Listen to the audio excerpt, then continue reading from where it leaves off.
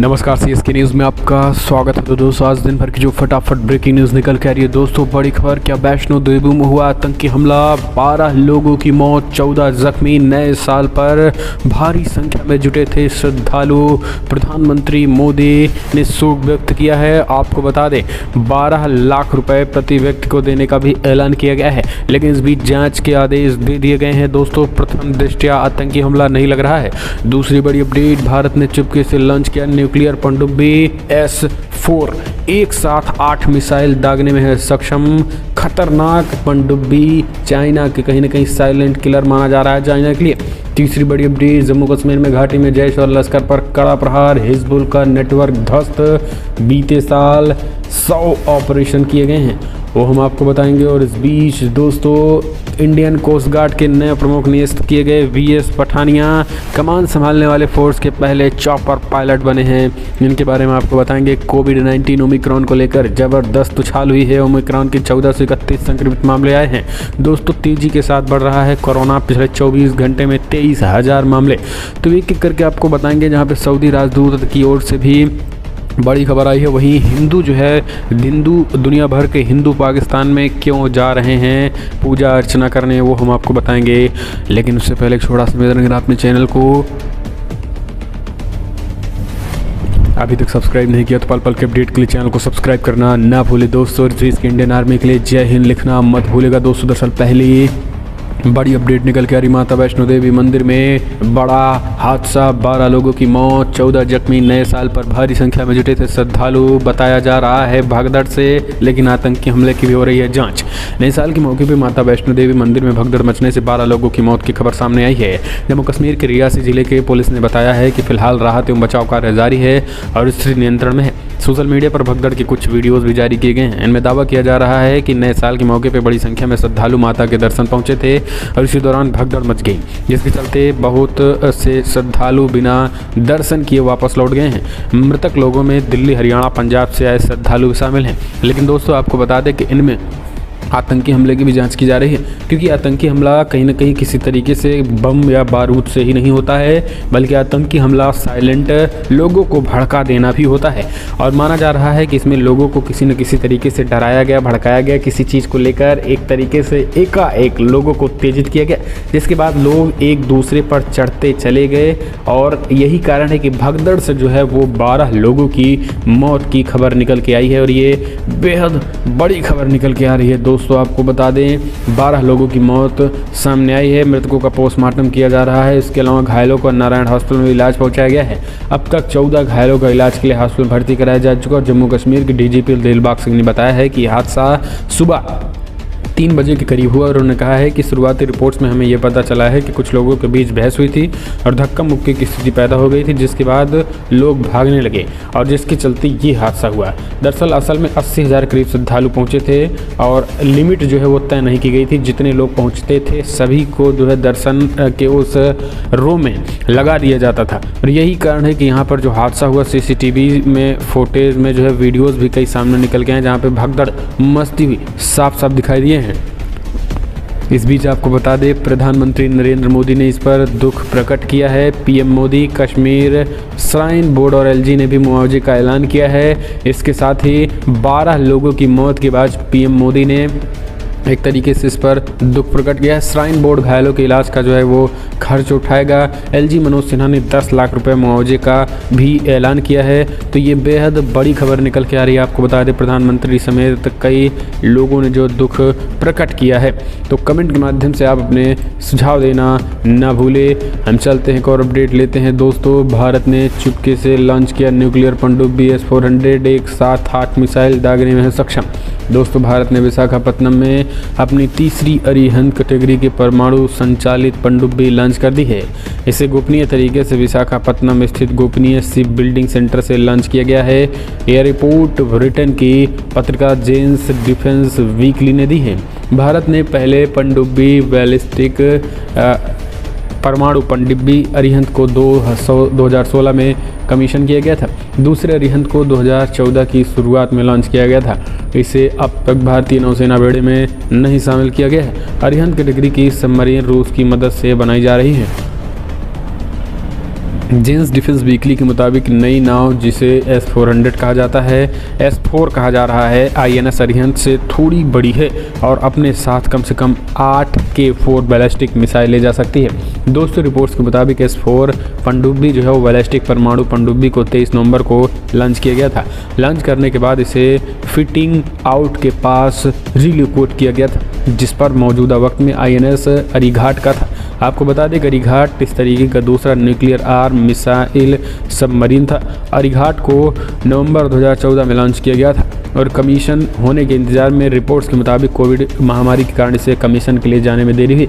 लेकिन दोस्तों आपको बता दें कि अरिहंत से ज़्यादा खतरनाक S-4 है और S-4 का कहीं ना कहीं जो है डंका वो पूरी दुनिया में बज रहा है और यही कारण है कि अब S-4 पनडुब्बी जो है वो एक साथ 8 मिसाइल ताबड़तोड़ 8 मिसाइल दागने में सक्षम है, जिससे चाइना की जो मुश्किलें हैं वो समुद्र में बढ़ने वाली हैं।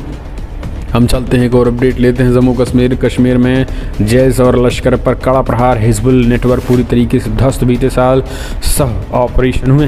दोस्तों कश्मीर में आतंकियों के सफाई के लिए चल रहे ऑपरेशन ऑल आउट के तहत जैश ए मोहम्मद व लश्कर तैयबा के खिलाफ सुरक्षा बलों ने कड़ा प्रहार करते हुए कई नामी गिनामी कमांडरों और आतंकियों को मार गिराया है।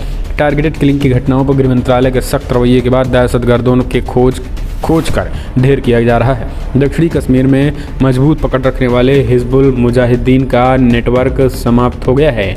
उसे संगठन के लिए कैडर नहीं मिल पा रहा है। वर्ष 2021 में विभिन्न आतंकी तंजीमों के 44 टॉप कमांडरों समेत 182 दहशतगर्दों का सुरक्षा बलों ने काम तमाम कर दिया है। कमांडरों में लश्कर के 26, जैश के 10 अकेले 29 और 30 सितंबर को स्थानीय जगहों पर ढेर किए गए। एक और अपडेट ले लेते हैं। तो दोस्तों बड़ी खबर निकल के आ रही है। आपको बता दें इंडियन कोस्ट गार्ड के नया प्रमुख नियुक्त हुए VS पठानिया कमान संभालने वाले एयरफोर्स के पहले चॉपर पायलट। दोस्तों चॉपर पायलट बीरेन सिंह पठानिया को भारतीय तटरक्षक का नया डायरेक्टर जनरल नियुक्त किया गया है। उनके ऊपर देश की 7000 किलोमीटर से ज़्यादा लंबी तटरेखा की सुरक्षा की जिम्मेदारी है। पठानिया मूल रूप से हिमाचल प्रदेश के रहने वाले हैं और वो फोर्स के पहले चॉपर पायलट हैं जिन्हें ये जिम्मेदारी दी गई है। इससे पहले रक्षा मंत्रालय ने बीरेन सिंह पठानिया को राष्ट्रीय राजधानी ने भारतीय तटरक्षक मुख्यालय के अतिरिक्त महानिदेशक के रूप में नियुक्त किया गया था और पिछले 3.5 दशकों में विभिन्न कार्यों में संगठन की सेवा कर चुके हैं। वो नई दिल्ली में ICG मुख्यालय में उप महानिदेशक नीति और योजनाओं का प्रभार भी संभाल रहे हैं। तो ये बेहद बड़ी। हम चलते हैं और अपडेट कोरोना को लेकर। दोस्तों हाई अलर्ट कोरोना मामले में ज़बरदस्त उछाल। 24 घंटे में 22,000 से ज़्यादा मामले निकले। वहीं दोस्तों एक्टिव केस अभी भी 1 लाख के पार हैं। तो देश में ओमिक्रॉन से लगभग 1500 संक्रमित। भारत में कोरोना संक्रमण में मामलों में लगातार वृद्धि दर्ज की जा रही है। शुक्रवार को जहां देश भर में कोविड के 16,000 मामले सामने आए, वहीं 22,000 नए मामले सामने आए हैं।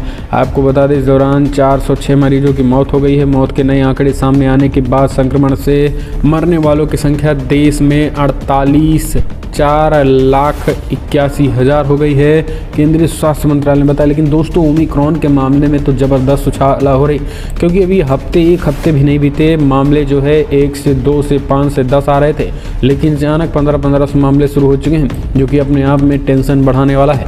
हम चलते हैं और अपडेट लेते हैं। दोस्तों पाकिस्तान के खैबर पख्तूनख्वा का वो मंदिर जहां जाएंगे भारत समेत कई देशों के हिंदू, भारत से भी 160 यात्रियों का जत्था होगा रवाना। पाकिस्तान के खैबर पख्तूनख्वा प्रांत के करक जिले में स्थित ऐतिहासिक मंदिर के दर्शन के लिए भारत समेत कई देशों से हिंदू श्रद्धालु सप्ताह जाने वाले हैं। अमेरिका, संयुक्त अरब अमीरात और भारत से कुल 250 श्रद्धालु पहुंचेंगे। इनमें से अकेले भारत के 160 यात्रियों का जत्था रवाना हो रहा है। करक जिले के टीरी गांव में बने एक 30 से ऐतिहासिक मंदिर पर कट्टरपंथियों ने हमला कर दिया था और बड़ा नुकसान पहुंचाया था। इसके बाद पाकिस्तान के सुप्रीम कोर्ट के आदेश पर इसका पुनर्निर्माण हुआ है और अब इसे श्रद्धालुओं के लिए खोला गया है। और ये मंदिर परमहंस जी महाराज की समाधि के लिए विख्यात है। स्वामी परमहंस जी महाराज का जन्म बिहार के छपरा जिले में 1846 में हुआ था। ब्राह्मण परिवार में जन्मे परमहंस की मां का निधन उनके बालपन में ही हो गया था। उनके पिता तुलसीराम पाठक पुरोहित थे और उनके एक जजमान लाला नरहरि प्रसाद अपने बेटे को खो चुके थे। तो दोस्तों इसी को कहीं न कहीं तरीके से भारत की तरफ से भी बाघा बॉर्डर से जाने वाले 160 लोगों का चयन किया गया है और भारत ने हिंदू श्रद्धालुओं पर पाक की जो चॉइस थी वो खारिज कर दिया है। हम चलते हैं और अपडेट लेते हैं। तो दोस्तों सेना ने प्रेस कॉन्फ्रेंस करके पाकिस्तान में जम्मू कश्मीर में पल रहे और बढ़ रहे आतंकियों को दिया मैसेज, कहा अपनी ताकत पॉजिटिव काम में लगाएं। नए साल पर जम्मू कश्मीर पुलिस युवाओं को संदेश। नए साल के मौके पर जम्मू कश्मीर पुलिस ने एक तरफ केंद्र शासित प्रदेश के लोगों को शुभकामनाएं दी तो वहीं युवाओं से अपील की कि वो अपनी एनर्जी को पॉजिटिव डायरेक्शन में लगाएं। नए वर्ष 2022 की पूर्व संध्या पर डीजीपी दिलबाग सिंह ने जम्मू कश्मीर के लोगों, शहीदों के परिवारों और केंद्र शासित प्रदेशों को पुलिस के सभी जवानों और अफसरों को बधाई दी। इसके साथ ही उन्होंने उम्मीद जताई कि नया साल जम्मू कश्मीर में शांति, सद्भाव और खुशियां लाने वाला है। जम्मू कश्मीर पुलिस ने दिलबाग सिंह के हवाले से शुक्रवार शाम को ट्वीट किया, जम्मू कश्मीर पुलिस हर चुनौतियों से और हर समर्पण और वीरता के साथ निपटना जारी रखेगी। हम शांति व्यवस्था को मजबूत करने के लिए काम करेंगे।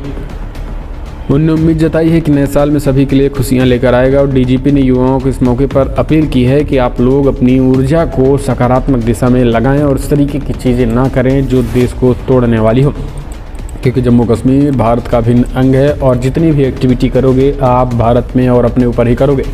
हम चलते हैं, एक और अपडेट ले लेते हैं। तो दोस्तों आपको बता दें, जहाँ पे रिचेस्ट इंडियंस लिस्ट में सबसे ज़्यादा बढ़िया अडानी की दौलत इस साल अजीम प्रेमजी ने भी अंबानी से भी ज़्यादा कमाई। दोस्तों साल 2021 भारतीय अरबपतियों के लिए अच्छा गुजरा है। इस दौरान गौतम अडानी ने रिकॉर्ड तेज़ी से कमाई की और एक समय में तो एशिया के सबसे अमीर व्यक्ति मुकेश अंबानी को पीछे छोड़ने के कगार पर पहुँच गए।